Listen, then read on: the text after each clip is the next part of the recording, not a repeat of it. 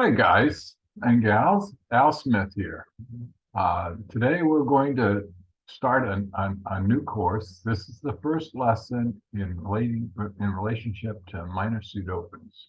And where should we start? Well, we got to start at the beginning. We're going to have to establish what are the criteria to open one club or one diamond. And we're going to have to do so in relationship to the first and second seat, then the third seat and the fourth seat, because the bidding systems are different for each one of those sets of seats.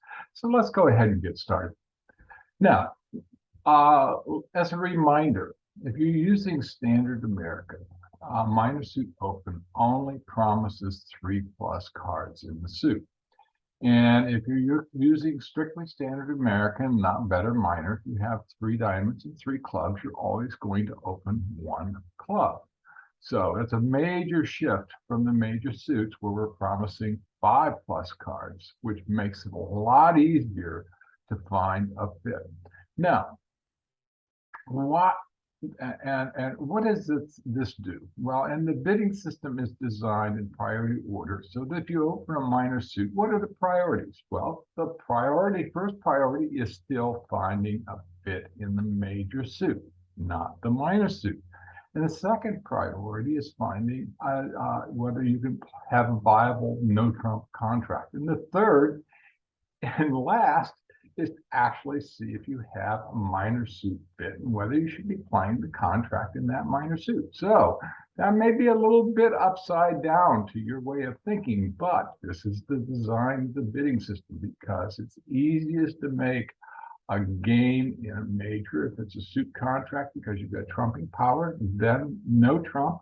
And last, it's the minor suit because you've got to take 11 tricks. That's a lot of tricks. That's just one short of a small slam. Okay, because the minor suit only promises 3+ cards, the bidding system is basically the same in all 4 seats in terms of the conventions that are going to be used. However, there are different criteria that we're going to use to determine whether to open in first and second seat versus the third seat and versus the fourth seat. Each one of those, first and second, third, and fourth, there's a different set of criteria because we've got different goals and objectives. And it's important to understand what those goals and objectives are because they have a major impact on whether you're going to open or not and what you're going to do for the rest of the hand. Okay. Now also remember that when third and fourth seat, your partner's already passed. They could not open, they could not preempt. So, that's a major differentiation just in terms of what the potential is that your partner can have. All right, let's look at the first and second seat opening of a minor suit, 1 club or 1 heart. Okay, the goal is to create a foundation for the rest of the bidding system and for defense if the opponents win the contract. Really important. Okay, we want to tell our partner we have something to encourage him or her to bid. Remember, the first priority is to find a major suit fit. The second is no trump, and the third is minor. Okay, so if you can encourage your partner to bid, they say, hey, I've got something. You might actually find some really good stuff. Okay, and one of the other things is to make sure that you're promising your partner a minimum offensive and a minimum defensive strength. This is really what I'll call one of the rocks that the foundation is built upon, is that you want to guarantee your partner a minimum offensive strength and defensive strength. So because of this, what we're going to do is we're going to use the rule of 22 to determine whether we're going to open in third and fourth seat, whether we're going to open 1 club or 1 diamond. Okay, and we want that opening hand to meet the rule of 22. This quick review, it's 2+ quick tricks and the adjusted high card points. Notice I said adjusted high card points. You've got to subtract for unguarded honors. Okay, it's added to the number of cards in the 2 longest suits, and if it meets, that is greater than 20, plus 2 quick tricks, it meets the rule of 22.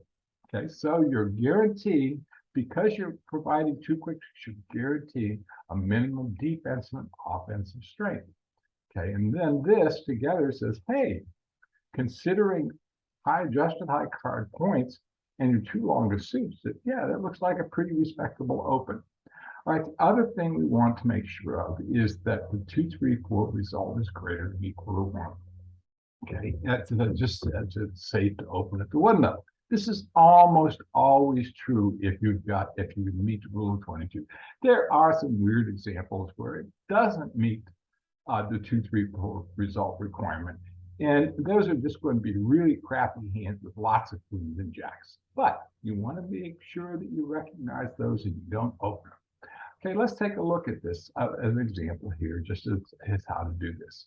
In this first example, we're vulnerable, the opponents are non-vulnerable. So the B factor is that 2. So what we're going to do is we're going to calculate the 2-3-4 result. We're going to take 7 minus the number of losers. We've got 1, 2, 3, 4, 5, 6. We've got 1, 2, 3, 4, 5, 6, 7 losers. It's 7 minus 7 plus the B factor, 2, adds up to 2. So it says that this hand we're safe to open up to the 2 level. And that's not that we're going to want to open at the 2 level. It just says, hey, we can safely open at the 1 level. Okay, now let's look at it in terms of high card points. Well, we've got 15 high card points, 4, 8, 10, 12, 13, 14, 15. Okay, however, we have an unguarded jack of hearts, so we only have 14 high card points. Okay, so we've adjusted that. Now, with respect to the rule 20, we've got 14 adjusted high card points plus 5 diamonds and 3 spades. That's 8. That gives us 22. So yeah, we meet the rule of 22 here. We can open 1 diamond. Now, just because it's there, we might actually want to consider opening this hand 1 no trump. But because of that weakness in hearts here, you got those 5 diamonds, you're probably going to get another opportunity to bid. So I would actually open this hand 1 diamond. That's using that satisfies all the criteria for opening a minor suit in first or second seat. All right, now there's some special situations that come up. Okay, one of them is one where we have 5 clubs and 5 spades. Call this the 5 club, 5 spades challenge, or at least I do. Okay, you want to be able to show both suits, and you want to be able to show the strength of your hand. So that presents some pretty unique challenges. Okay, now if you've got 5 clubs and 5 spades and you meet the requirements for opening at the 1 level, if you've got less than or equal to 14 length points, open 1 club and then bid spades twice. Okay, if it goes 1 club, your partner goes a heart, you go 1 spade, your partner goes 1 no trump, you go 2 spades, your partner will know that you have 5 clubs, 5 spades, and less than or equal to 14 length points. So it describes the hand, allows you to show both suits, show that you've got a minimum opening, and keeps the bidding at the 2 level. So gives your partner the capability to decide right then and there whether they want to pursue game, and if they don't, what suit do they want the contract to be in. Okay, if you're stronger, you've got 15 plus length point, open 1 spade, then bid 2 clubs twice. And if you're even stronger with 18 plus, what you're going to do is a jump shift, open 1 spade, when you partner bids, you're going to go 3 clubs. Okay, that way you're telling your partner that the length of the suits and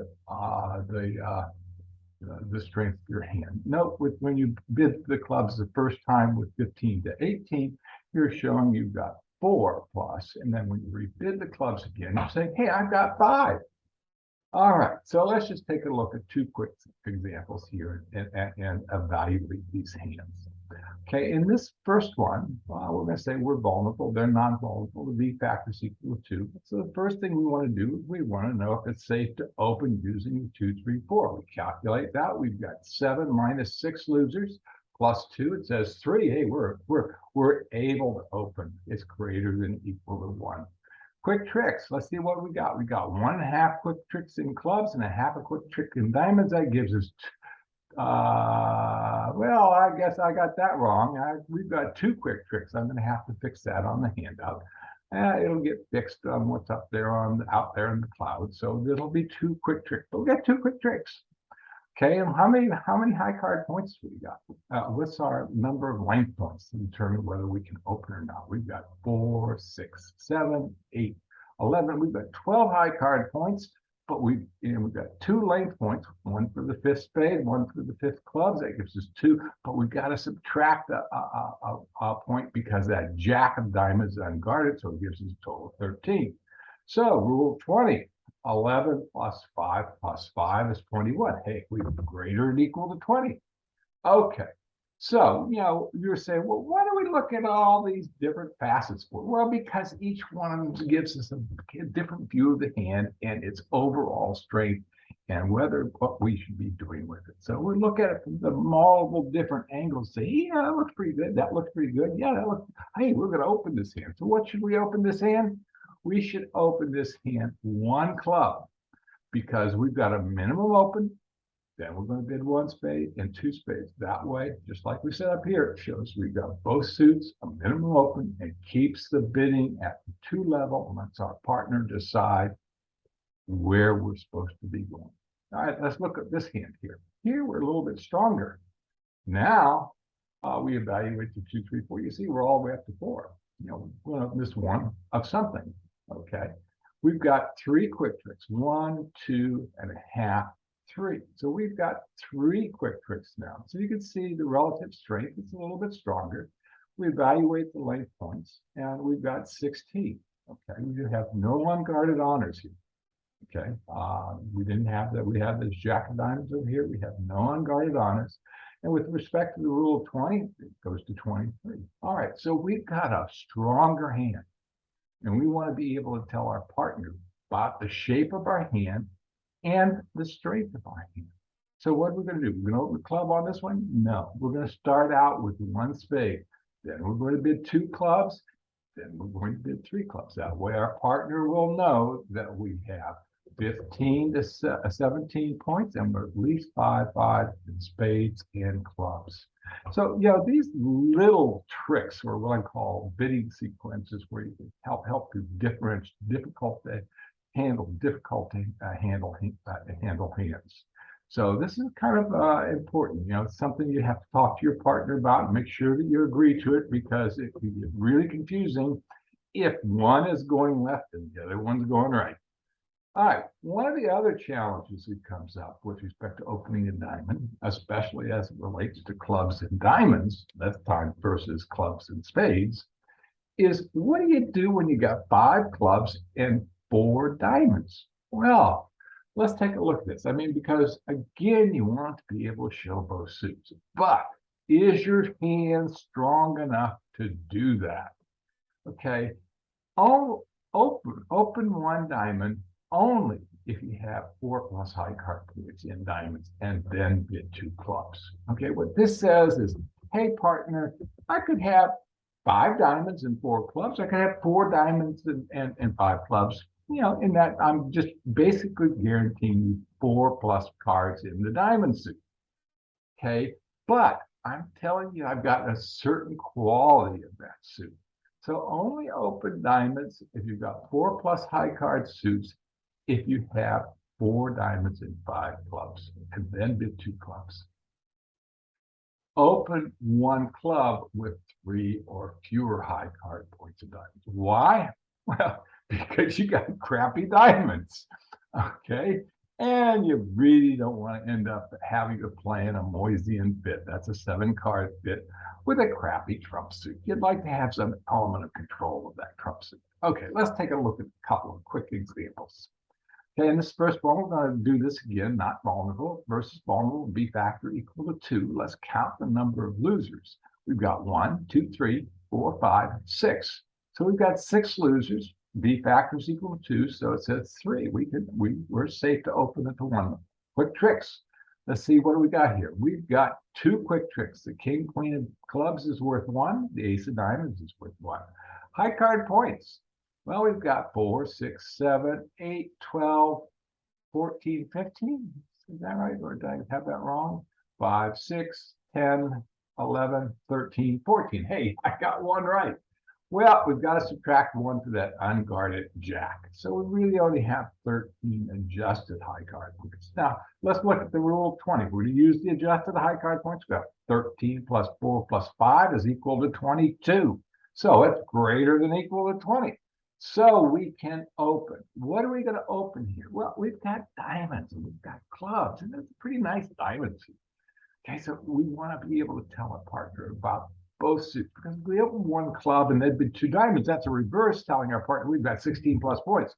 Do we have 16 plus points? No. So since we know we can't reverse and we want to be able to tell our partner about both of these suits, we're going to cheat. We're going to open 1 diamond, just like what we've defined up here in terms of criteria. We've got 5 high card points in the diamond suit. We're going to open 1 diamond. Our planned second bid is 2 clubs. Okay. If we have the same hand, but our diamonds are weaker, now we've got crappy diamonds. Okay, we've got basically the same hand. We've got, it's a little bit weaker. In this one we've got 7 losers, 2 quick tricks. We only have 11 adjusted high card points. Okay, but the rule of 20, we can open using the rule of 20. So we've got 2 quick tricks. We meet the rule of 20. We meet the 2, 3, 4 criteria. And what we want to do is we want to open because we want to encourage our partner to bid. Okay, so but what are we going to open? Are we going to open 1 diamond or are we going to open 1 club? Well, in this case, we're going to open 1 club because our diamonds are crappy. We only have 1 point in the diamond suit. If our partner accidentally, we ended up in diamonds, they had to support us for whatever reason, and they've got the 3, 4, 6, boy, the opponents are going to be happy. So only do that if you've got 4 plus high card points in diamonds. Now, let's just take a look at another example here. A little bit different situation. Okay, in this one we've got 1, 2, 3, 4, 5, 6, 7. We've got 3, 6, 7. Actually, we have 7 losers. Okay, and it's safe to open to 3 level. We've got 2.5 quick tricks. We've got 14 high card points. It's questionable whether that jack is guarded or not. I don't think so. I'm going to change that. Really should be equal to 13. Okay, so we're going to make that 13 plus 4 plus 5. That gets us to 22. And what should we bid here? Okay, now we're going to bid 1 club because again, we've got crappy diamonds. All right, so what we're going to now do is our planned second bid, because we've got a suited blocker in all suits and we don't have this shortness. Our second planned bid is 1 no trump. Now, why did I put this example in? Well, I put this example in because I wanted to differentiate between what I call a distributional hand and a more balanced hand, and illustrate that you always need to know what your planned second bid is. Okay, you always want to evaluate your hand ahead of time as to what your next bid is going to be before you make your first bid. Now let's just go through. Now there's another set of hands that I'd like to talk about, and these are what I'm going to call rule of 22 exceptions. Okay, of when you want to open 1 club or 1 diamond when you don't meet the rule of 22. You can say, well, you just told me you have to meet the rule. Well, there are exceptions. Now, you can do this or you don't have to do this, but let me explain the rationale. You want to do 1 club or 1 diamond, open 1 club, when you got a probable major suit fit. Now, let's evaluate that. You want the 2, 3, 4 result to be greater than 1. You still want to have 2 quick tricks. And now, what you want to do is look at it when you've got 4 hearts and 4 spades. The probability that you've got a major suit fit with your partner just went way up. Very high, probably 60% that you have a 4-4 fit in one of the majors. Okay, almost 100% that you at least have a Moisey 4-3 fit in one of the majors. So you know that. It also says if you've got a high probability for a fit in the majors, the opponents have a lower probability to have a fit in the majors. So by opening one club or one diamond when you've got four hearts or four spades, it says, hey, partner, I've got something encouraging you to bid. They bid a heart or a spade. You're as happy as a pig in mud. Okay, and you can decide where you want to go from there. Okay, now what we're going to do here is we're going to just kind of amend the rule of 20 requirement. Instead of needing 20, we're going to say if we've got four hearts or four spades, it's 18 or 19 with 10 to 11 high card points. Okay, so we're guaranteeing a slightly less strong open in terms of high card points, but we've got a high probability we can have a heart or a spade fit. All right. Now, we can also do this with four spades and three hearts, or three spades and four hearts. We still have a significant probability we're going to have a major suit 4-4 fit, or a minimum of 4-3 fit. Okay, we're going to just make this hand a little bit stronger because, we don't have four in each major. We've got 4 and 3. Okay, so we're going to say, yeah, we'll do this with 11 high card points. Yeah, I know I'm really splitting the hair here. But these are the things that make a difference between being a really outstanding bridge player and an average bridge player. Being able to evaluate these hands, take advantages of these types of subtleties within the game. Okay, now, the opener second bid, if this is an exception, you need to know what that planned bid is going to be. So if you open a club with either one of these up here and your partner goes one diamond and says, I don't have a 4-card major. Well, if you've got 4 hearts and 4 spades, or 3 spades and 4 hearts, what are you going to bid? You're going to bid 1 heart. Okay, your partner has to understand as part of your little system that you're only promising 4 hearts. Okay, and normally that's a normal expectation of standard American. Okay, it says I've got probably 3+ clubs and I've got 4+ hearts. Okay, now if your partner has 4 spades after that, they're going to continue bidding. If you have, you're going to bid 1 spade if you have 4 spades and 3 hearts. So these are what the planned second bids are that make it possible for you to bid open 1 club. And you know what you're going to do based upon what your partner is going to be, what they bid. If you open 1 club or 1 diamond and your partner bids 1 heart, you're either going to bid 1 spade if you're 4-3, denying a 4-card heart bid, or you're going to bid 2 hearts with 4 hearts. So you found a 4-4 fit. Hot dog. Okay. Now, this is just normal in terms of the standard American bidding. Okay, so you can see how we can hedge our bets a little bit here and find some great contracts. The same is going to occur if they bid one spade. Now, this is a little bit different. If you bid 1 spade, we can do is bid 1 no trump. Yeah, you're a little bit light. You should have 12 high card points, but everything can't be perfect. Okay, if you found the 4-4 fit, you're going to bid 2 spades. Okay, and if your partner comes back and bids 1 no trump, denying having 4 hearts or 4 spades, if you got less than 15 high card points, you're going to pass because you just found the perfect contract. And if you got 16 plus, your partner has promised you 6 to 9, you may want to investigate 3 no trump. Okay, so these are the exceptions. Okay, and exceptions become a really important part of refining your game. All right. Now let's go through a couple of examples here. That will be the end of the lesson. All right, and we'll kind of a test. All right, so in this first hand, you're vulnerable. The opponents are not vulnerable. Your B factor is equal to 2. So let's see what we've got. Let's evaluate this hand from the standpoint of 2, 3, 4. We've got 1, 2 losers in clubs, 2 losers in diamonds, 1 loser in heart, and 2 losers in spades for a total of 7.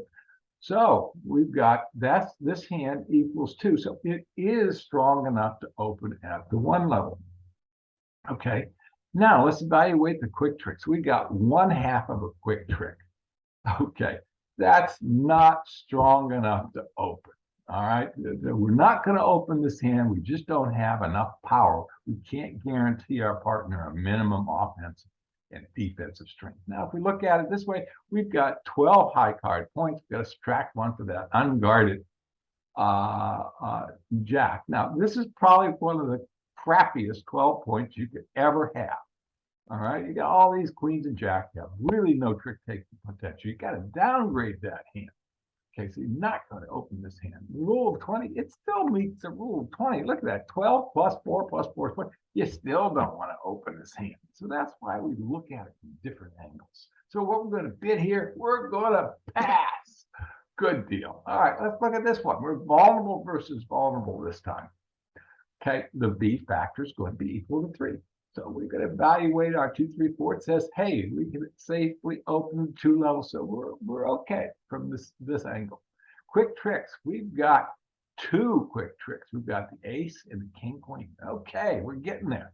High card points. We've got, well, let's look at this. We've got 3, 5, 9, 11, 12. We've got 12 high card points. Hot diggity. Well, that queen jack is unguarded, so we're going to have to subtract 2. That gets us down to 10. It is not quite as good. Yeah, queen and jack, if your partner doesn't have the ace and king, these things are worthless. Okay, so let's look at this. We've got 10 plus 4 plus 5 equals 19. Okay, we're going to pass again here. And you say, well, I got 12 high card points. The robots always open with 12 high card points. Well, robots are stupid. Okay, this queen jack is not worth much. Now, what you want to actually do is pass and hide in the weeds. These all may become pretty good cards, depending on what the opponent's bid and what your partner bid. There's no point in just jumping off the cliff and bidding 1 club here, because overall you do not have an open hand. It's a little bit crappy. All right, let's look at this example here. We're not vulnerable versus vulnerable, so the V factor is 4. Now remember, we can be a little bit braver when we've got favorable vulnerability. Let's look at the 2, 3, 4. Well, we've got 1, 2, 3, 4, 5, 6, 7, 8 losers. 7 minus 8 plus 4 because of the V factor. We can safely open at the 3 level. Are we going to? No. This just says it's safe to open. Quick tricks. Whoa, we've got 3 of them. 1, 2 in hearts, a half in spades, and half in diamonds. Okay, in terms of high card points, we've got 13. All of them are guarded. Okay, 13 plus 4 plus 3 equals 20. Hey, we meet the rule of 20. So what are we going to do here? We're going to open 1 club. Remember, basic standard American, which I recommend over a better minor, is to open 1 club when you have 3 clubs and 3 diamonds, regardless of what the quality difference is between those 2 suits. So we're going to open this hand 1 club. And this actually becomes a building block for a little bit later on when I'm going to discuss the short club convention. All right, let's take a look at 3 more examples, and then we're going to call it a day. Okay, in this example, you're vulnerable and the opponents are not vulnerable, so you got to be a little bit more careful.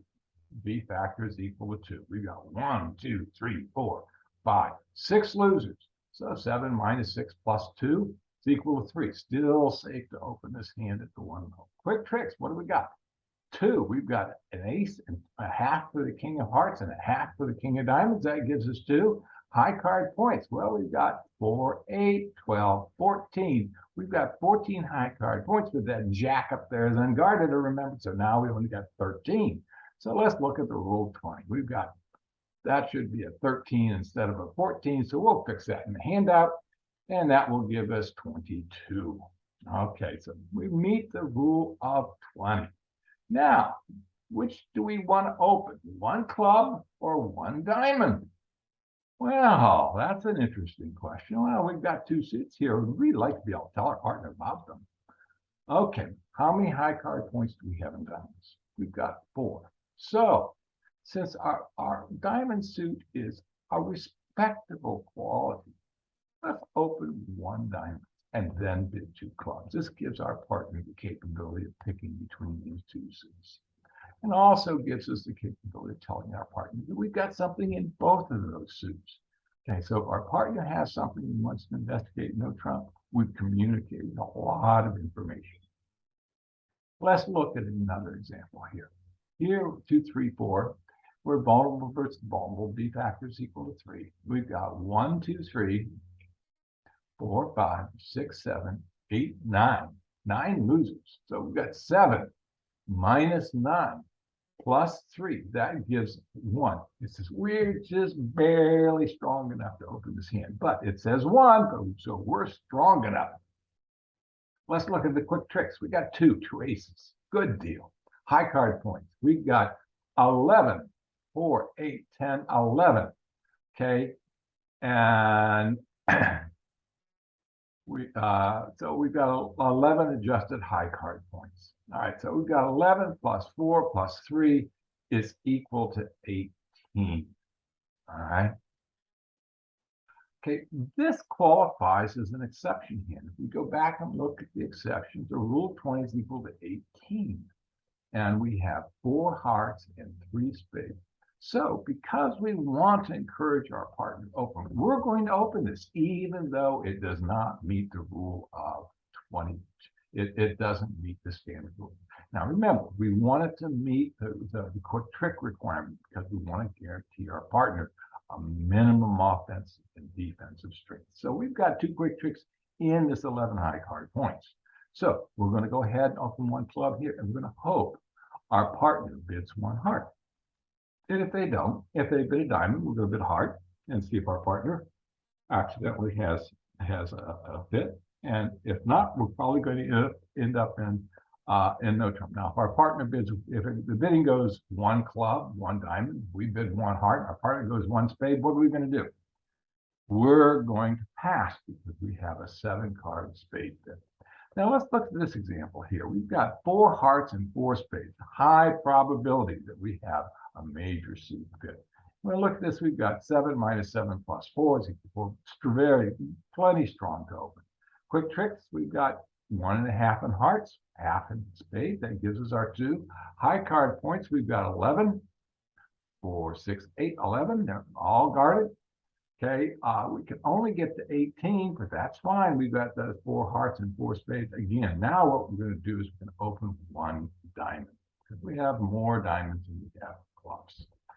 Okay, and still have a real high probability to find a major suit bid. So it's really, really important to have a firm understanding of what your agreement is with your partner of that you're going to provide when you open 1 club or 1 diamond in first or second seat. So that concludes the lesson for the day. And I just can't emphasize how important it is to build extremely strong foundation to your opening bids because it's the foundation for the rest of the bidding system. So what I like to do is encourage everybody to make sure you cover this with your partner. Have a great day and go out there and play some bridge.